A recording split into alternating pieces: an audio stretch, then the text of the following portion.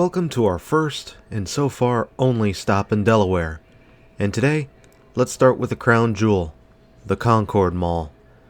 Finally, I get to talk about why this mall became my number 9 all-time favorite.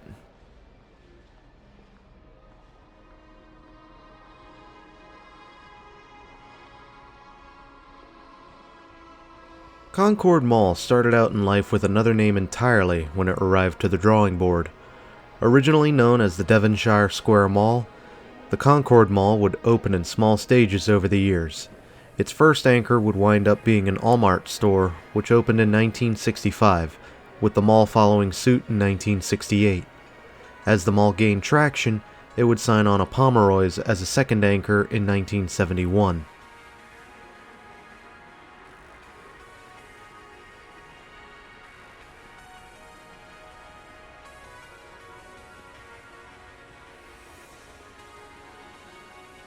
After a relatively quiet early life, Walmart would become a Jefferson Ward in 1984, while Strawbridge and Clothier would sign on in 1983. Jefferson Ward, however, didn't last very long and would get replaced by a Bradley's. But even Bradley's didn't seem to last long, before getting demolished entirely for a Sears store which arrived in September 1992.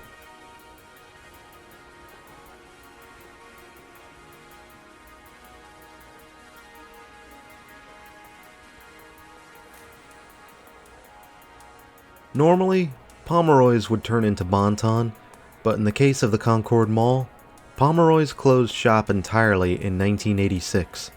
This vacancy would get filled in by the wonderful Boscovs, however, so that wasn't too terrible a loss.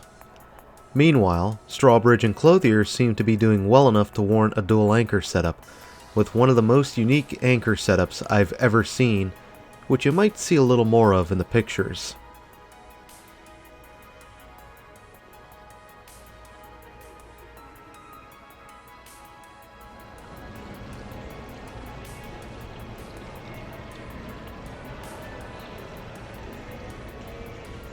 The 90s saw multiple strip malls and shopping centers competing with each other on the Concord Pike. Brandywine Commons was being overhauled into the Brandywine Town Center, which was a new shopping mall approved for construction. However, it never truly opened as a shopping mall and instead operated as a strip mall, though its enclosed mall routes can still be traced to this day. Fairway Park was another strip mall being established, along with a third unnamed strip mall in the Blue Ball Lands. No, really, that's what the newspaper said.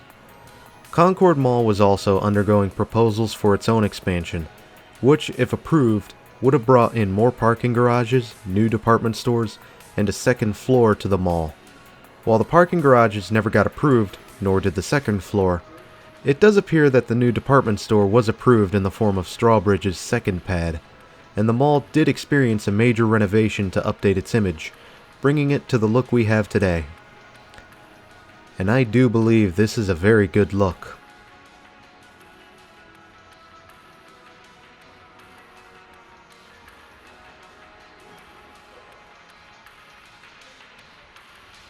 Unfortunately, Concord Mall seemed to be limping along ever since the 90s, between stiff competition and controversies of its own regarding a soft ban on non-profit organizations.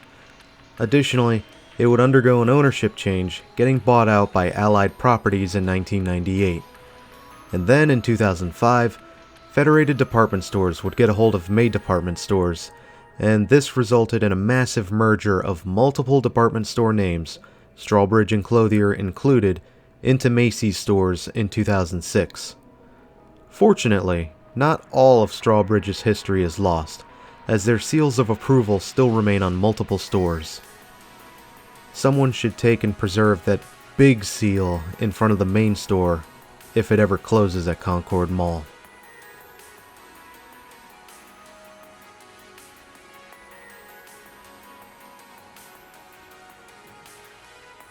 I'm gonna butt in just a moment. I was told specifically by Raw and Real Retail to wait until dusk to record any more of the mall, so if you're wondering about the time discrepancy, this is why. I will say this as well, as someone who grew up with a pure 90s mall, Seeing this mall with all of its 90s flair just seemed to resonate with me. It's hard to explain really, but it just feels pleasant to be in. And it's a little bit more timeless than the earth tones of the 80s.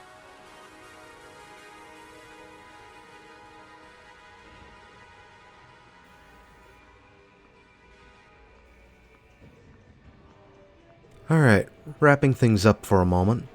Concord Mall would be relatively quiet over the 2000s and even 2010s. However, in 2020, Allied Properties would sell the Concord Mall to Namdar Realty, and then Sears would announce it would be closing in February, with plans to close in April 2020. And then Fauci syndrome happened. Yeah, thanks for that. Though at least the mall survived, as well as most of its tenants. However, with a growing vacancy problem, this mall will have to do quite a bit to keep itself alive.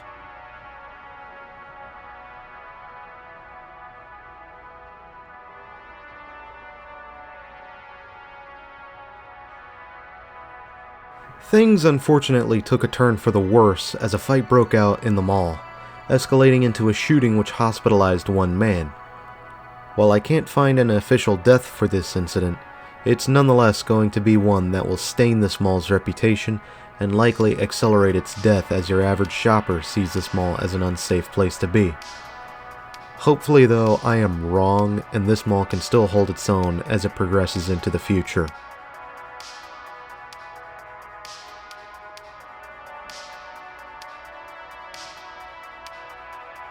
Even with this mall overhauled to a 90s look and an elegant design, you can still find some quirks here and there.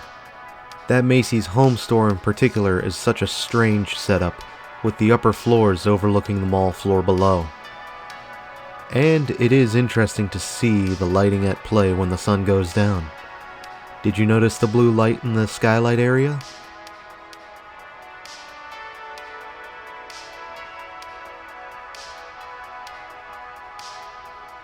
Also, we passed by it a ways back, but one reason I would love to come back to this mall and hang out for a bit is Cafe Riviera, a small old-world pizza shop. I am almost always on the hunt for good pizza, and under the suggestion of Raw and Real Retail, I sat down for dinner at Cafe Riviera. Now, they don't pay me to say this, but I will swear that they have some damn good pizza. Don't believe me? Go there yourself. You get to see this mall in all of its glory, and have some good pizza too. It's a win-win. And as we face Boscov's, it's time for us to go.